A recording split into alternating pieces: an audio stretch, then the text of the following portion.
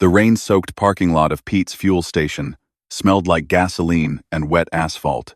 7-year-old Ethan Carter pressed his face against the window of his mother's beat-up Honda, watching a man in dark clothes crouch between 3 motorcycles. Something about the way the man moved quick, furtive, constantly looking around made Ethan's stomach twist. His mother, Rachel Carter, was inside paying for gas. She'd been working double shifts at City General Hospital for 3 years, ever since Ethan's father died in a factory accident. The exhaustion showed in the dark circles under her eyes, and the way her nurse scrubs hung loose on her shrinking frame. Ethan watched the crouching man pull something from his pocket. Metal glinted in the streetlight. The man reached under one of the motorcycles, then moved to the next one, and the next. Through the station window, Ethan could see the motorcycle owners inside 3 huge men in leather vests, covered in patches. They were laughing with the cashier, buying coffee, completely unaware. Ethan's kindergarten teacher always said he noticed things other kids missed. Like the time he spotted Mrs. Henderson's cat stuck in a tree when everyone else walked right past. Or when he found the janitor's lost keys wedged behind a radiator.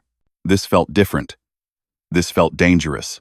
The man in dark clothes finished whatever he was doing and hurried away, disappearing into the shadows between buildings. Ethan made a decision. He unbuckled his seatbelt and ran into the station. "Mom!" He tugged her sleeve urgently.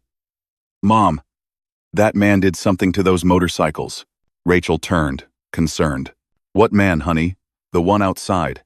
He was messing with those bikes. He had something shiny." The 3 bikers, massive men who looked like they could break steel with their bare hands, turned toward Ethan. The biggest one, with a gray beard braided with leather cords, knelt down to Ethan's level. "What did you see, little man?" "A man in black. He crawled under your bikes and used something metal. Then he ran away." Ethan pointed toward where the motorcycles sat. Those three. The bikers exchanged glances. The gray-bearded one, his vest said. Grizzly stood and walked outside quickly. The other 2 followed. Rachel gripped Ethan's hand, pulling him close. 30 seconds later, Grizzly came back inside, his face hard as stone. "Kid's right. Somebody cut our brake lines. All 3 bikes." He looked at Ethan with new intensity. "Son, you just saved our lives." The police came. Took statements. The bikers explained they were from the Steel Brotherhood MC, a motorcycle club that did charity work and veteran support. They'd been having trouble with a rival group, the Desert Serpents, who'd been trying to muscle in on their territory. "We owe you, kid," Grizzly said, handing Rachel his card. "Anything you need. Ever. You call us."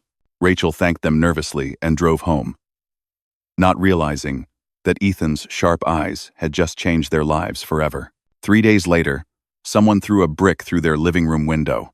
Rachel called the police. They said it was probably kids. Random vandalism. But Rachel saw the note tied to the brick. "Mind your business." The next day, their car had 4 slashed tires. The day after that, Rachel's boss pulled her aside. Someone had called the hospital claiming Rachel was stealing medication. It wasn't true, but it meant an investigation. Potential suspension. Rachel sat at their kitchen table that night, head in her hands, trying not to cry in front of Ethan. Someone was coming after them, and she knew why. Her son had witnessed something he shouldn't have. Identified a crime scene. Now whoever wanted those bikers dead wanted the Carters silenced. The doorbell rang at 9 p.m. Rachel nearly jumped out of her skin. Through the peephole, she saw leather and steel.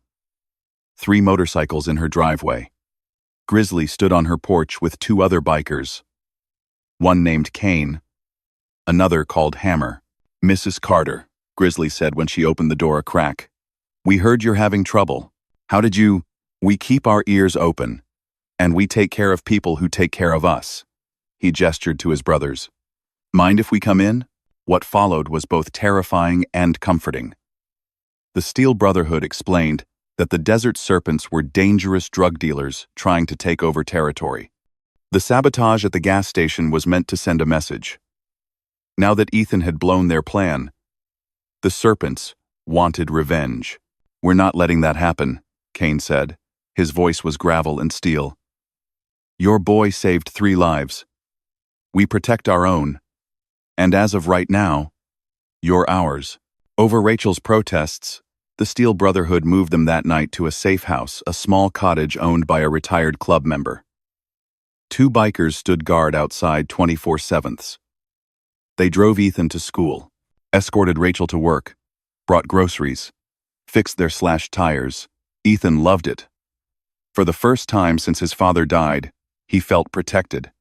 These scary-looking men were gentle with him, teaching him to throw a baseball, helping with homework, telling him stories about their rides across America. Rachel was torn. She was grateful. But accepting help from a motorcycle club?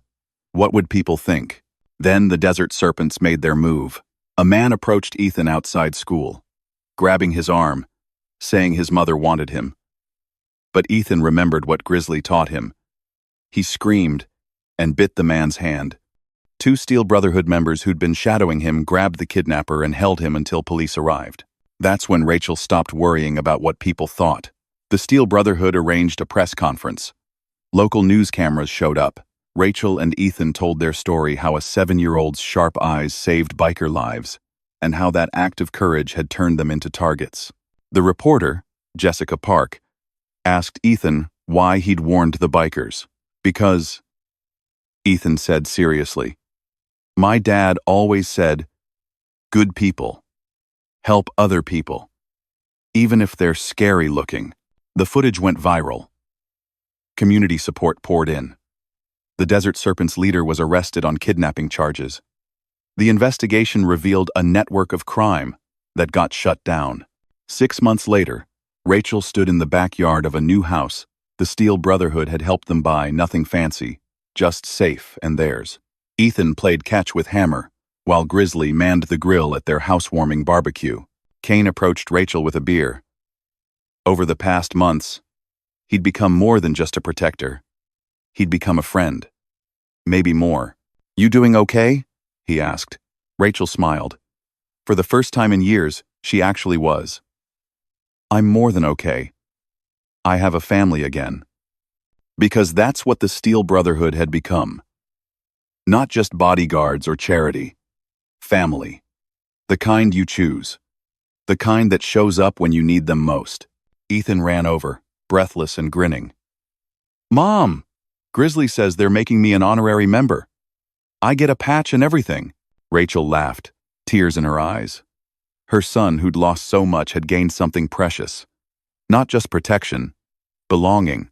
Sometimes the scariest-looking people have the biggest hearts. Sometimes, helping a stranger changes your life forever. And sometimes, family isn't about blood. It's about who shows up when the world gets dark.